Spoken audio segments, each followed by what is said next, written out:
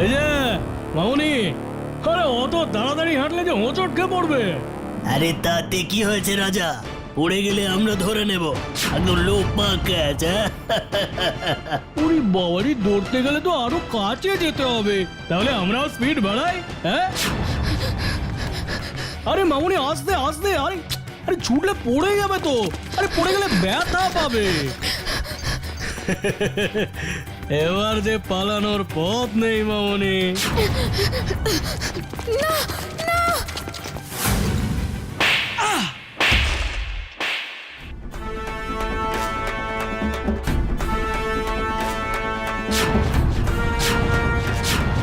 তুমি ঠিক আছো তো? এই, এই, তুই তুই তুই সেনবাড়ির বউ না? হ্যাঁ, আমি সেনবাড়ির বউ, কিন্তু আমার একটা নাম আছে, মালিনী সেন। মালিনী সেন, মালিনী সেন। তুই আমার সাথে লাগতে। দাঁড়াও, আমার এখনো কথা শেষ হয়নি। আমি তোমার রকের বন্ধু নই, তাই আমার সাথে তুই তোকারি চলবে না, কথাটা যেন মাথায় থাকে। এই চলো তো। কিরে, পাখি তো কেটে পড়ছে।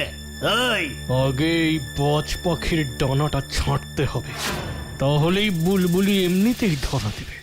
চল। নাও, আগে জলটা খাও।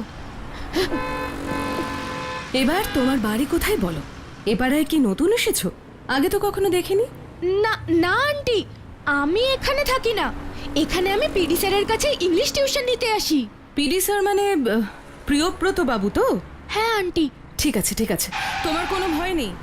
আমি জানি ওইখানেই ওই পাড়ার মোড়ে ওই ছেলেগুলো বসে রকে আড্ডা মারে। তোমাকে এর আগে কখনো ডিস্টার্ব করেনি তো? হ্যাঁ মানে, না মানে। আচ্ছা আচ্ছা, বুঝতে পেরেছি বুঝতে পেরেছি, চিন্তা করো না, আমি ওদের প্রত্যেককে চিনি। একটা ব্যবস্থা এবার না করলেই নয়। কিন্তু আন্টি, ওই ছেলেগুলো একদম ভালো না, যদি তোমার সঙ্গে কোনো মিসবিহেভ করে। একটা কথা মনে রেখো, এই রাজার মতন ইফটিজাররা হলো এক একটা ভীতুর ডিম। তাই তো সব দল বেঁধে ফাঁকা রাস্তায় অল্প বয়সী মেয়েদের পিছু নেয়। একটু ঘুরে দাঁড়ালেই এরা লেজ গুটিয়ে দৌড় মারে। দেখলে না, একটা চড় খেয়ে কেমন ভ্যাবাচাকা খেয়ে দৌড় মারলো। এই মালিনী সেনের হাতের জোরটা অলরেডি ওরা টের পেয়ে গেছে। ঠিক বলেছো। ও ভালো কথা, তোমার নামটাই তো জানা হলো না। রনিতা গুপ্ত। বেশ, তাহলে চলো রনিতা, তোমায় আমি বাড়ি পৌঁছে দিই। মা বাড়িতেই আছে, এক্ষুনি চলে আসবে। মালিনী, এভাবে বাড়িময় পায়চারি করলে শুধু শুধু পায়ের শুকতলাটা ক্ষয়ে যাবে, কিন্তু তোর বউ তাড়াতাড়ি বাড়ি ফিরে আসবে না। দেখো, পাড়ায় নিশ্চয়ই কোনো জনসেবা করতে গেছে। ওই ওই ওই, দেখো দেখো, এলো বোধহয়। কি ব্যাপার, কাকে চাই? আপাতত কাউকে চাই না, কিন্তু আপনার বউ যদি বাড়াবাড়ি বন্ধ না করে, তাহলে কিন্তু এই বাড়ির মেয়ে বউদের পাড়ায় বেরোনো মুশকিল হয়ে যাবে। হ্যাঁ, মালিনী কি করেছে? কি করেছে? কি হয়েছে রে বড় খোকা? এখনো কিছু হয়নি মাসিমা, কিন্তু বাড়ির বউকে যদি বাড়িতে আটকে রাখতে না পারেন, তাহলে কিন্তু কপালে অনেক দুঃখ আছে। এই শুনুন, আপনারা কিন্তু অনেকক্ষণ ধরে এখানে। এই এই এই, এই ভালো মুখে বলছি, ভালো লাগছে না তাই না? হ্যাঁ, এবার যদি বাড়ির মেয়ে সন্ধ্যেবেলায় বাড়িতে না ফেরে, তখন এই হম্বি দম্বি থাকবে তো? হ্যাঁ, বাবা মৈনাক, ওরা এসব কি বলছে বাবা? তোর বউ কি করে এসেছে আবার? শুনুন শুনুন শুনুন শুনুন, আপনারা শুনুন, একটু একটু শান্ত হন শান্ত হন। আমাকে সবটা খুলে বলুন তো। চুপ চুপ, বলো নামিয়ে। আগে তোর ঘরের বউটাকে শান্ত কর, তাহলে আমি যদি আমার স্টাইলে ঠান্ডা করি, তাহলে কিন্তু পাড়ায় মুখ দেখাতে পারবি না। হ্যাঁ, মনে রাখিস, আমার নাম হলো রাজা। চলি। হ্যাঁ চলি। তার মানে তুমি আমার নিজের বড় মামি হও? ওয়াও, আমি তো ভাবতেই পারছি না। জানো তো, মাকে কতবার বলেছি মামা বাড়িতে নিয়ে যেতে, কিন্তু মা কিছুতেই নিয়ে যায় না। তুই আবার এইসব হাবিজাবি কথা নিয়ে বসলি? এই নাও, আমাদের বাড়িতে কেউ দুধ চা খায় না তো, তাই লিকারি দিলাম। আমি নিজেও আজকাল দুধ চা খাই না দিদি, তুমি ওসব ছাড়ো। আগে বলো তো, তোমরা সবাই কেমন আছো? আমরা ভালোই আছি। ও বাড়ির কথা জানতে চাইবে না? আলাদা করে আর কি জিজ্ঞেস করবো? বাড়ির আবর্জনা তো বহু বছর আগেই দূর হয়ে গেছে। কারোর তো খারাপ থাকার কথা নয় মালিনী। এভাবে বলো না দিদিভাই, তুমি ও বাড়ির বড় সন্তান। মুখে বুঝতে না দিলেও সবাই তোমাকে খুব মিস করে। সেই তার জন্যই তো আমার মেয়েকে রাস্তায় দেখে চিনতে পারোনি। ও মা, মালিনী আন্টি, উপস, বড় মামি আমায় চিনবে কিভাবে? আমায় কি কোনোদিন দেখেছে নাকি? না রনিতা, এটা কিন্তু তুই ভুল বললি। আমি তোকে এর আগে দেখেছি। আমাদের বিয়ের পর তোর বড় মামা আমায় এখানে নিয়ে এসেছিল দিদিভাই আর জামাইবাবুর সাথে আলাপ করানোর জন্য। তখন তোর বয়স এই বছর 5 হবে। কি ফটর ফটর কথা বলতি, সুফ। তা মালিনীর সাথে তোর কিভাবে আলাপ হলো সেটা তো বললি না। আসলে মানে কি হয়েছে বলো তো? আজ যখন পড়া থেকে ফিরছিলাম তখন একটা ছেলে। একটা ছেলে? কি হয়েছে? কি করেছে তোকে? না না দিদিভাই, চিন্তা করো না, রনিতাকে কিচ্ছু করেনি। তাহলে? আরে বাবা, আমি বাস স্টপে দাঁড়িয়েছিলাম, ব্যাগের চেনটা খোলা ছিল। কখন যেন একটা ছেলে আমার ব্যাগের ভিতর থেকে পার্সটা বের করে নিয়েছে। আমি টেরই পাইনি, কিন্তু রনিতা দেখতে পেয়েছিল আর চেঁচিয়ে উঠেছিল। ওর চিৎকার শুনে ছেলেটা ভয় পেয়ে পার্সটা ফেলেই পালায়। তাই রনিতাকে থ্যাঙ্কস বলার জন্য আমি ওকে বাড়িতে পৌঁছে দিতে আসি। তখন তো বুঝিনি যে তোমার সাথে দেখা করিয়ে ও আমার ডাবল উপকার করবে, তাই তোকে ডাবল থ্যাংক ইউ। তোমরা বসো, আমি কিছু খাবারের ব্যবস্থা করি। না দিদি ভাই, আজ আর একদম সময় হবে না। বাড়িতে না বলে এসেছি, সবাই চিন্তা করবে। আমি বরং আরেকদিন আসবো। আর রনিতা, কোনো দরকার হলেই কিন্তু আমায় ফোন করবি, কেমন?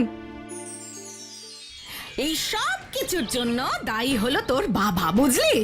প্রশ্রয় দিয়ে দিয়ে বৌমাকে একেবারে মাথায় তুলে দিয়েছে। আর সেও শ্বশুরের কথায় নেচে নিজেকে একেবারে ওই ঝাঁসির রানী ভেবে বসেছে। কি গো, বাইরের দরজাটা ওরকম হাট করে খোলা কেন?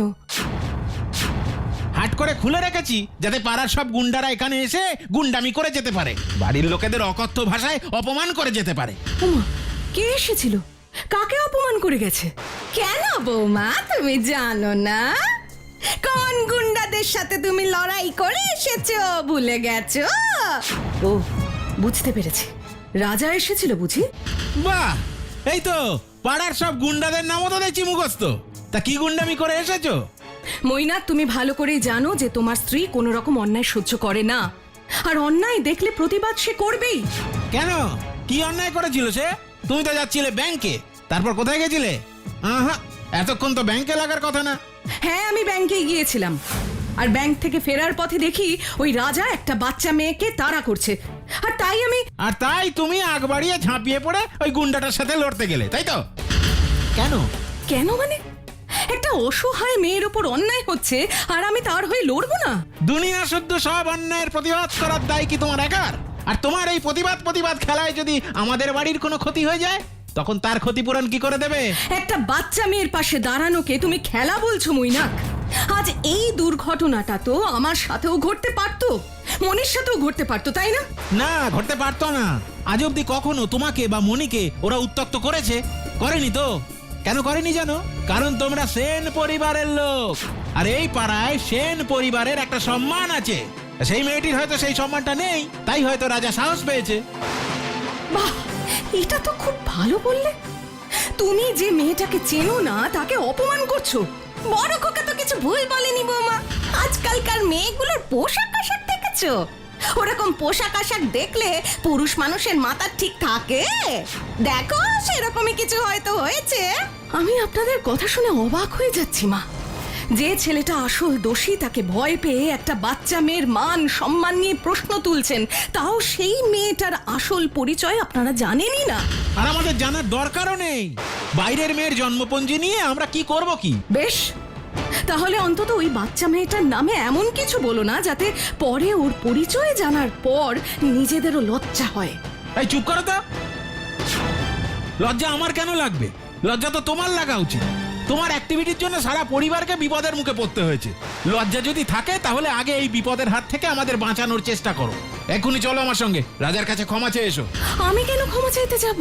যে দোষ করেছে সে ক্ষমা চাইবে, দরকার পড়লে আমি পুলিশে যাব। কি তোমার এত আসপর্দা যে তুমি এখন একা একা থানা পুলিশ করবে? এই দেখো দেখো মালিনী, এই মেয়ে মানুষের মতো থাকো, বুঝেছো?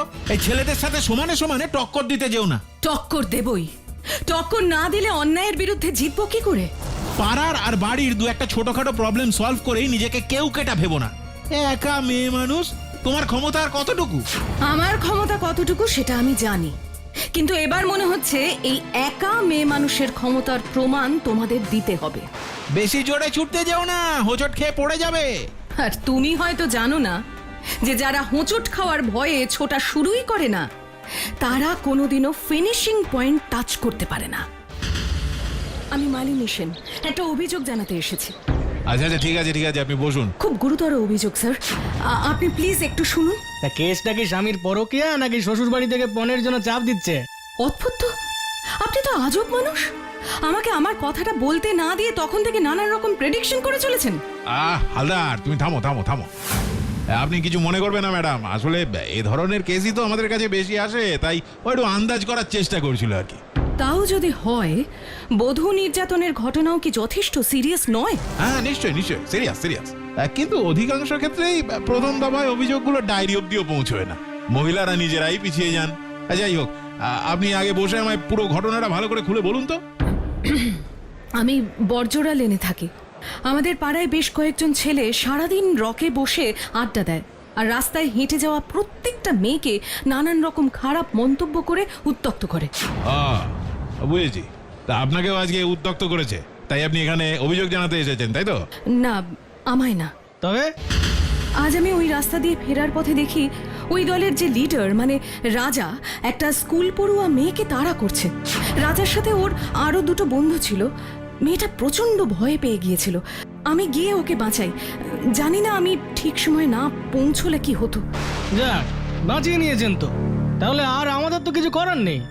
মানে আমি একজন নাগরিক হিসেবে আমার কাজটা করেছি, এবার প্রশাসনিক কাজটা তো আপনারা করবেন। ম্যাডাম, আমি আপনার কনসার্নটা বুঝতে পারছি, কিন্তু এসব ক্ষেত্রে ভিকটিম যদি নিজে এসে অভিযোগ না করে তাহলে আমাদের তরফ থেকে বিশেষ কিছু করার থাকে না। কিন্তু কি মুশকিল, আমি তো প্রত্যক্ষদর্শী, আমি তো বলছি আপনাকে। আপনি আমার সাথে চলুন স্যার, আর ওদের অ্যারেস্ট করুন। মিসেস সেন, ব্যাপারগুলো এত সহজ নয়। র্যান্ডম কোনো অভিযোগের ভিত্তিতে শুধুমাত্র মুখের কথায় আমরা কাউকে অ্যারেস্ট করতে পারি না। ও আচ্ছা, তার মানে যতক্ষণ না কোনো মেয়ের সাথে কোনো অঘটন ঘটবে ততক্ষণ আপনারা কোনো স্টেপ নেবেন না, তাই তো? এই আপনাদের মতন প্রশাসকরা যদি আইনের ফাঁক ফোকরে সাহায্য নিয়ে নিজেদের নাগরিক দায়িত্বকে এড়িয়ে না যেতেন, তাহলে বছর বছর প্রতিবাদী মিছিলে মোমবাতি জ্বলতো না। মোমবাতি জ্বলতো শুধু দীপাবলিতে। ম্যাডাম, আপনি কিন্তু বাড়াবাড়ি করছেন, বেশি করলে কিন্তু। কি করবেন? আমায় অ্যারেস্ট করবেন? নিশ্চয়ই। কটা সত্যি কথা বললে আপনারা থ্রেটেন ফিল করেন, আর একটা বাচ্চা মেয়ে যখন ফাঁকা রাস্তায় ভয়ে থরথর করে কাঁপে তখন তার নিরাপত্তা পাওয়ার কোনো আইনি অধিকার থাকে না। ঠিক আছে, এবার যা করেন আমি করব। দাঁড়ান ম্যাডাম, দাঁড়ান। চলুন আমরা যাব। চলুন। এটা রাজার বাড়ি।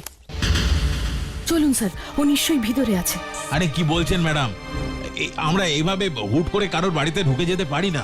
ও যদি একজন সাধারণ মানুষ হয়ে জোর করে আমার বাড়িতে ঢুকে আমার পরিবারের সদস্যদের অপমান করে আসতে পারে, বাড়ির মহিলাদের কিডন্যাপিং আর অসম্মান করার হুমকি দিয়ে আসতে পারে, তাহলে আপনি পুলিশ হয়ে কেন তাকে শাসন করতে ওর বাড়িতে ঢুকতে পারবেন না স্যার? কি বলছেন কি? ও আপনার বাড়িতে গিয়েছিল? হ্যাঁ। ওই সেটা আগে বলেনি তো। আচ্ছা দাঁড়ান। রাজা, দরজা খোল। কে? বাইরে আয়, তারপর বলছি কে। কি হলো রাজা? পুলিশ দেখে ইঁদুরের মতন গর্তে ঢুকে গেলে নাকি? তার মানে তোমার যাবতীয় সাহস সম্বিতম্বি সব ওই হাঁটুর বয়সী মেয়েগুলোর সামনেই প্রকাশ পায়। এই তোমার পুরুষত্বের নমুনা? আমি ব্যস্ত আছি, আপনারা এখন আসুন।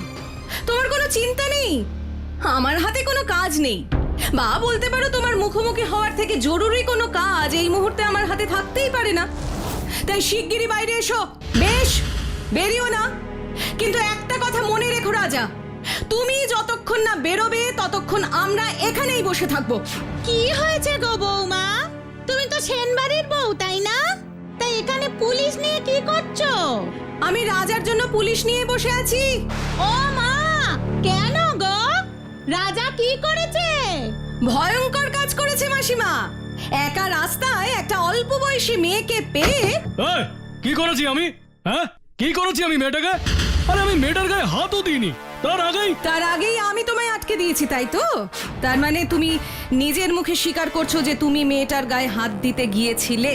আরে না স্যার, মিথ্যে কথা। আপনি এসব মহিলাদের কথায় নেচে আপনার সময় নষ্ট করছেন। বিশ্বাস করুন স্যার, আমি কিচ্ছু করিনি, উল্টে ওই আমাকে। কি হলো, থেমে গেলে কেন? আমি তোমায় কি করেছি সেটা বলো। বলতে লজ্জা করছে কেন? মহিলার হাতে চড় খেয়েছো বলতে সেটা লজ্জা করছে, তাই না? মেয়েরা এতই ছোট, এতই নগণ্য যে তাদের হাতে মার খেলে শরীরের থেকে পুরুষত্বে আঘাত লাগে বেশি। সেটাই স্বাভাবিক। তোমাদের মতো নিকৃষ্ট জীবদের তো শুধু পোকাই খাওয়ার ঠুকরে পুরুষত্বই সম্বল। একটা চড়েই ঝুরঝুর করে ভেঙে পড়ে। এই, খবরদার! তুমি খবরদার! তোমাদের মতন ছেলেদের অনেক অসভ্যতা আমরা মেয়েরা দিনের পর দিন সহ্য করছি, আর সহ্য করব না। একটা গালে চড় খেয়েছো, এরপর যদি বাড়াবাড়ি করো তাহলে দুটো গলই লাল করে দেবো। আরে স্যার, আপনার সামনে দাঁড়িয়ে মিথ্যে গল্প ফেলে আমায় হুমকি দিচ্ছে, আর আপনি চুপ করে দাঁড়িয়ে দেখছেন। মিথ্যে না স্যার, আমি নিজে রাজা কাকুকে একটা দিদির পেছনে ছুটতে দেখেছি। এই চুপ কর, তোকে সবের মধ্যে কথা বলতে কে বলেছে রে? নিশ্চয়ই এখন ওকে চুপ করে থাকতে বলবেন, এরপরে চোখ বন্ধ করে থাকতে বলবেন। শিশু মনে যে সৎ সাহস আছে তা এভাবেই নষ্ট করবেন, আর তারপরে একদিন এমন সময় আসবে যখন এই বাচ্চাটাই এই রকে বসেই রাজার মতন মেয়েদের সাথে দুর্ব্যবহার করবে। কারণ আপনাদের মতন অভিভাবকরাই বাচ্চাদের মনে গেঁথে দিচ্ছেন যে এই ইফটিজিং খুব সাধারণ একটা ঘটনা, এটা ঘটাই স্বাভাবিক। শোনো বাপু, আমাদের ঘরে অনেক কাজ থাকে, আমাদের এসব ঘরের খেয়ে বোনের মোষ তাড়ালে চলবে না কো। না না, রাজা কিছু করেনি, আর করেও বা যদি থাকে তাহলে কোথায় কে কি করেছে সেটা আমরা জেনে কি করব? আমি বলেছিলাম না স্যার, সব মিথ্যে কথা, সব। বাহ, অপূর্ব! সব জেনে শুনেও চুপ করে আছেন, কারণ আপনাদের বাড়ির মেয়েদের সাথে তো এখনো কিছু ঘটেনি, তাই তো? তবে মনে রাখবেন, পাড়ার একটা বাড়িতে আগুন লাগলে সে আগুন কিন্তু অন্য বাড়িতেও ছড়ায়, তাই সময় থাকতে আগুনটা নেভাতে হবে। আর আপনাদের এই চোখ বুজে থাকার জন্য রাজার মতন বহু ছেলে দিন দিন আরো অতলে তলিয়ে যাচ্ছে, কারণ তাদের ভুলটা ভুল বলে তাদের শুধরে দেওয়ার সুযোগটাও আপনারা দিচ্ছেন না। অন্যায় করতে করতে ওরা বেপরোয়া হয়ে ওঠে, আর একটা সময় এই সাধারণ ছেলেগুলোই পুলিশ স্টেশনের ওয়ান্টেড লিস্টে নাম লেখায়। হ্যাঁ, আপনাদের মতন মানুষদের জন্যই। কেউ না বলুক, আমি বলবো। আহ মিলি, চুপ কর না। না মা, আর চুপ করে থাকবো না। তুমি জানতে চাইতে না কেন আমি সুইমিং ক্লাস ছেড়ে দিলাম? তাহলে আজ বলছি, এই রাজা দাদাদের জন্যই আমি সুইমিং ক্লাস ছেড়ে দিয়েছিলাম। কারণ প্রতিদিন আমার পুলের সামনে গিয়ে দাঁড়িয়ে থাকতো, অসভ্য ইঙ্গিত করতো, তাই আমি বাধ্য হয়ে সুইমিং ছেড়ে দিয়েছিলাম। এই কথাটা তো তুই আমায় আগে বলিসনি। বললে কি হতো মা? তুমি কি মালিনী বৌদির মতন প্রতিবাদ করতে? করতে না।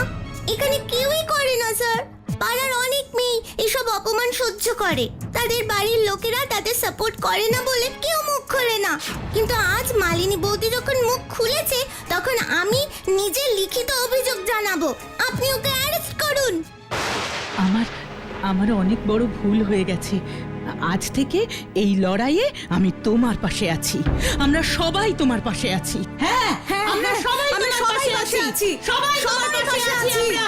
চল রাজা, আপাতত জিজ্ঞাসাবাদের জন্য আমাদের সঙ্গে থানায় চল।